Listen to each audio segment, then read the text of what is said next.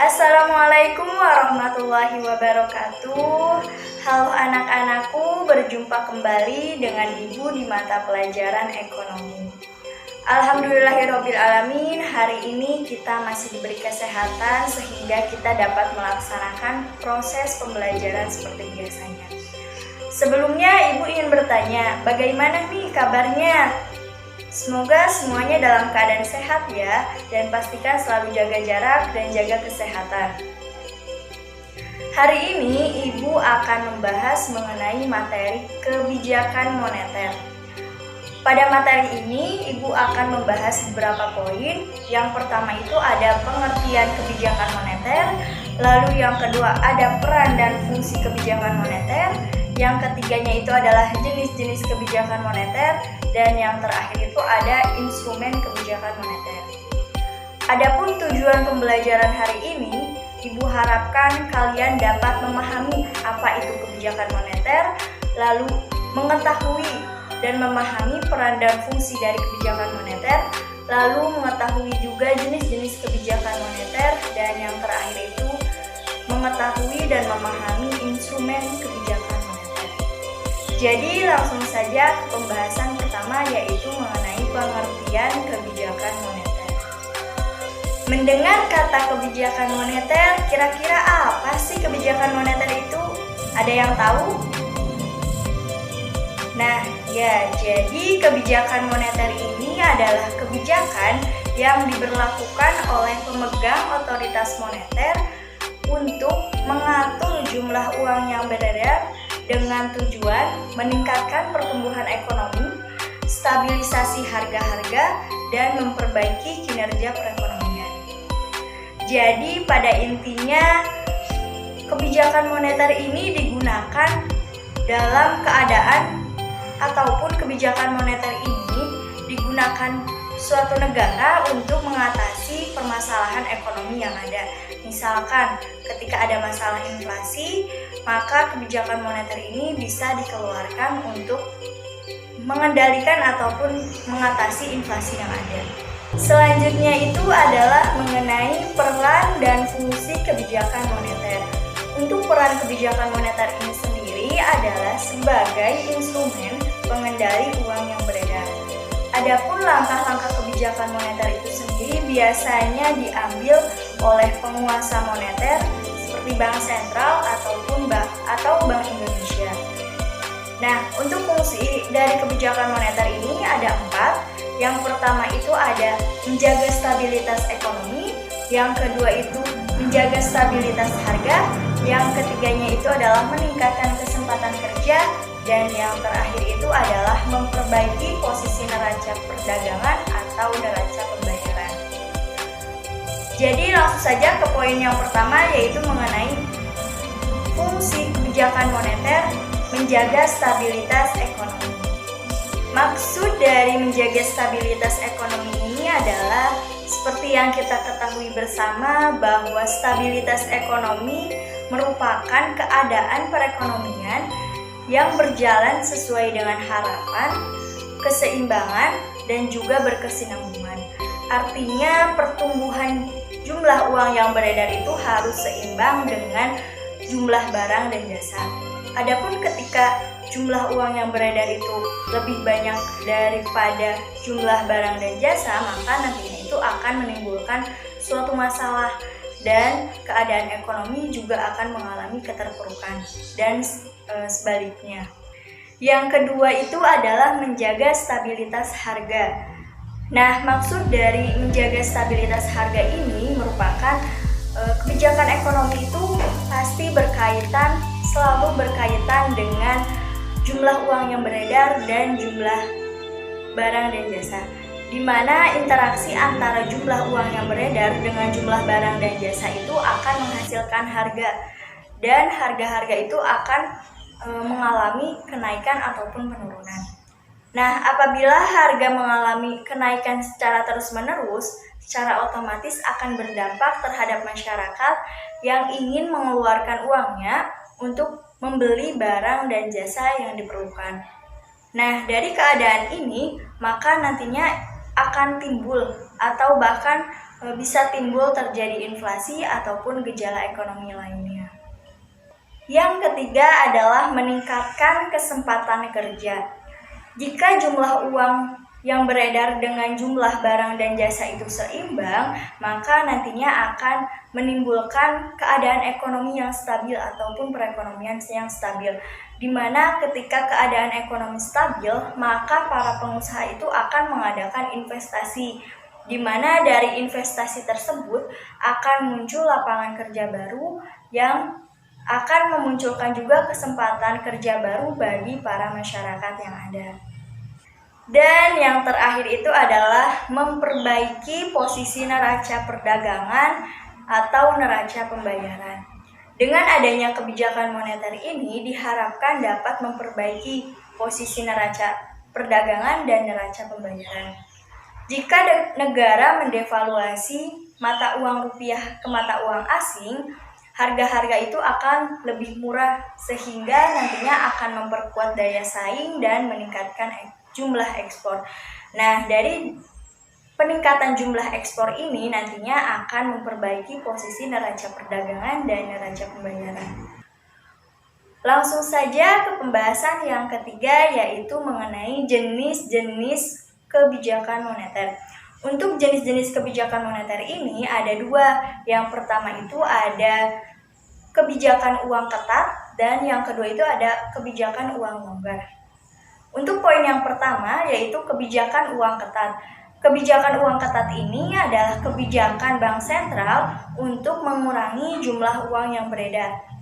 Ada beberapa cara dalam mengurangi jumlah uang yang beredar, di antaranya yang pertama itu adalah menaikkan tingkat suku bunga.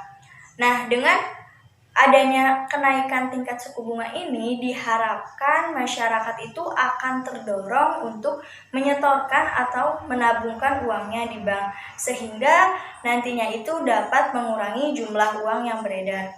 Lalu yang kedua itu ada menaikkan cadangan kas. Jadi ketika cadangan kas dinaikkan, maka nantinya itu akan mengurangi jumlah uang yang beredar. Dan yang ketiga itu adalah menjual sertifikat Bank Indonesia atau SBI. Nah, dengan adanya penjualan SBI ini diharapkan dapat mengurangi jumlah uang yang beredar yang ada di masyarakat. Dan yang terakhir itu caranya dengan membatasi pemberian kredit. Adapun untuk poin kedua mengenai kebijakan uang longgar. Kebijakan uang longgar ini adalah kebijakan bank sentral dalam menambah jumlah uang yang beredar di masyarakat. Contohnya itu adalah ataupun cirinya yang dapat digunakan dalam menambah jumlah uang yang beredar yaitu sebagai berikut. Yang pertama itu adalah menurunkan tingkat suku bunga. Nah, ketika bank menurunkan tingkat suku bunga, maka diharapkan nantinya masyarakat itu akan mengurangi tabungannya dan akan mengambil uangnya yang ada di bank ataupun yang telah ditabungkan di bank. Lalu yang kedua itu adalah mengurangi cadangan kas. Jadi dengan adanya pengurangan cadangan kas ini, bank-bank umum juga dapat mengeluarkan uang dari bank kepada masyarakat sehingga nantinya itu akan menambah jumlah uang yang beredar. Dan yang ketiga itu adalah kelonggaran pemberian kredit. Jadi dengan kelonggaran ataupun kebebasan adanya pemberian kredit ini nantinya akan berpengaruh ataupun menambah jumlah uang yang beredar di masyarakat. Dan cara yang keempat adalah dengan membeli sertifikat Bank Indonesia atau SBI di pasar modal. Dan untuk pembahasan yang terakhir itu adalah mengenai instrumen-instrumen kebijakan moneter. Untuk instrumen kebijakan moneter ini ada 5. Yang pertama itu ada kebijakan operasi pasar terbuka, yang kedua itu ada kebijakan diskonto, yang ketiga itu ada kebijakan cadangan wajib, yang keempat itu ada kebijakan kredit ketat, dan yang terakhir itu adalah kebijakan dorongan moral. Nah, untuk poin yang pertama itu adalah kebijakan operasi pasar terbuka. Kebijakan ini digunakan untuk mengatasi permasalahan yang ada. baik itu menambah jumlah uang yang beredar ataupun dengan mengurangi jumlah uang yang beredar. Caranya itu adalah untuk mengurangi jumlah uang yang beredar, maka bisa dilakukan dengan menjual sertifikat Bank Indonesia ataupun SBI. Nah, dengan penjualan ini maka nantinya masyarakat itu akan membeli SBI tersebut dalam bentuk uang, dan uangnya itu nantinya akan masuk ke bank sehingga akan mengurangi jumlah uang yang beredar. Lalu ketika masalah di masyarakat itu adalah kekurangan jumlah uang yang beredar, maka bisa dilakukan dengan cara membeli SBI di pasar modal ataupun surat-surat berharga lainnya. Dengan pembelian ini, maka bank akan membayarnya dalam bentuk uang, dan nantinya itu jumlah uang yang beredar di masyarakat itu akan mengalami kenaikan. Lalu yang kedua itu adalah kebijakan diskonto. Kebijakan diskonto ini sama, yaitu untuk menambah ataupun mengurangi jumlah uang yang beredar.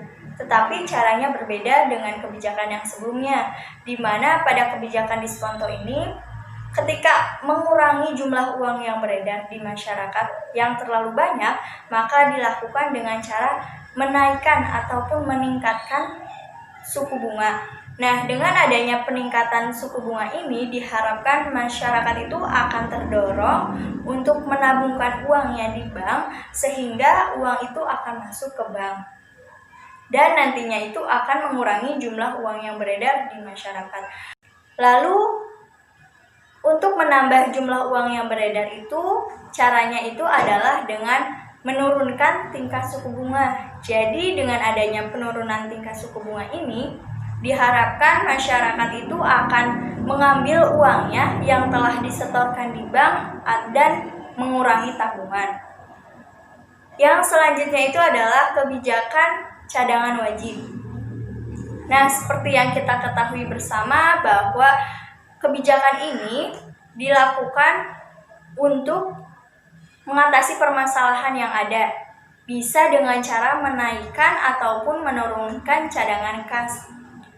Nah, biasanya bank umum itu akan menerima uang dari nasabah dalam bentuk tabungan, giro, deposito, sertifikat deposito, dan yang lainnya. Dan ada persentase dari bank ataupun peraturan bank mengenai cadangan wajib. Biasanya bank itu akan memiliki berapa persentase dari cadangan wajib yang tidak boleh dipinjamkan. Nah, untuk dana yang tidak boleh dipinjamkan itu dinamakan dengan cadangan wajib. Misalkan ketika ibu menyetorkan uang ke bank dalam bentuk deposito sejumlah 8 juta. Lalu ada peraturan dari bank bahwa 20% dari uang yang disetorkan oleh ibu itu adalah berupa cadangan wajibnya. Jadi jumlah yang tidak boleh dipinjamkan. Nah, 20% dari 8 juta itu adalah 1.600.000, sehingga uang sebesar 1.600.000 itu adalah bagian yang tidak boleh dipinjamkan. Dan sisanya 80%, yaitu 6.400.000-nya itu adalah dana yang boleh dipinjamkan. Dan untuk poin yang keempat, yaitu mengenai kebijakan kredit ketat.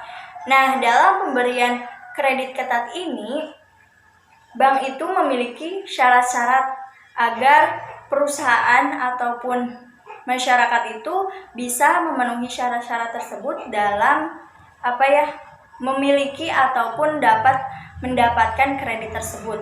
Ada 5 syarat. Yang pertama itu adalah karakter. Jadi bank itu akan melihat karakter dari suatu perusahaan, apakah perusahaan itu berjalan dengan baik atau tidak, lalu dipercaya masyarakat atau tidak, lalu dilihat juga kegiatan-kegiatan yang ada di perusahaan tersebut. Yang kedua itu syaratnya adalah dari kemampuan. Dilihat juga dari kemampuan perusahaan, apakah nantinya itu akan ataupun dapat memenuhi tanggung jawabnya dalam membayar pinjaman atau tidak. Yang ketiga itu adalah jaminan. Jadi dalam meminjam ataupun dalam mendapatkan kredit, maka perusahaan juga harus memiliki jaminan yang akan disetorkan ataupun dijaminkan kepada bank. Ketika perusahaan tidak dapat membayar tagihan tersebut atau pinjaman tersebut, maka dari jaminan tersebut itu bisa dijual oleh bank. Dan yang keempat itu adalah kondisi ekonomi. Jadi kondisi ekonomi juga menjadi salah satu syarat dalam pemberian kredit. Ketika di masa mendatang itu diperkirakan keadaan ekonomi itu akan semakin membaik, maka bank itu akan lebih mudah ataupun lebih cepat dalam mencairkan dananya. Tetapi ketika dirasa masa mendatang itu ekonomi itu akan memburuk atau menurun, maka bank itu juga enggan untuk mencairkan dananya. Dan yang kelima itu adalah syaratnya dilihat dari modal. Modal yang dimiliki oleh perusahaan itu besar atau tidak, bisa dilihat dari tabungannya ataupun aset investasi lainnya. Untuk pembahasan yang terakhir yaitu mengenai kebijakan dorongan moral. Nah, kebijakan dorongan moral ini merupakan kebijakan yang dilakukan dengan pemberian informasi berupa pidato ataupun edaran dan yang lainnya, di mana dalam edaran ataupun pidato tersebut itu berisi tentang ajakan ataupun larangan untuk menahan pinjaman tabungan atau melepaskan pinjaman. Nah, mungkin itu saja yang dapat Ibu sampaikan. Ada yang ingin ditanyakan mengenai kebijakan moneter? Nah, bila tidak ada yang ingin ditanyakan, Ibu cukupkan sekian. Untuk materi minggu selanjutnya atau pertemuan selanjutnya yaitu kebijakan fiskal. Ibu harapkan kalian belajar terlebih dahulu mengenai materi tersebut agar nantinya itu kita lebih memahami apa itu kebijakan fiskal. Selalu jaga kesehatan dan selalu jaga jarak. Billahi taufiq wal hidayah. Wassalamualaikum warahmatullahi wabarakatuh.